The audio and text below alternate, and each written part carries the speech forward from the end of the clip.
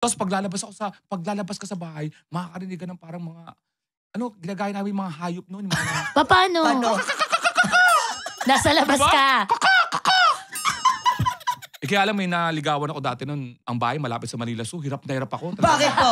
Hindi lumalabas eh. Nakipaglaban siya sa tunog ng ibang hayop. May gumagawin din, kakakakak. Sabi ko, ang dami nito. Sabi ko. Natuloy yung babae siya na ba yun? Paglabas niya, it's a cockatoo. Oo. It's an Alex. Oh my God. Taga-Poveda kasi yung nililigawan niya. It's a cockatoo. It's an Alex. Taga-Povedan nga kasi yung nililigawan ni Alex. Huwag kayo magulo. Lang ibon mo. Okay pa yan. Okay pa yung... Cockatoo, Teka lang, okay pa yung landline, kapatid. Oo. Eh, yung pager. Ay, naku.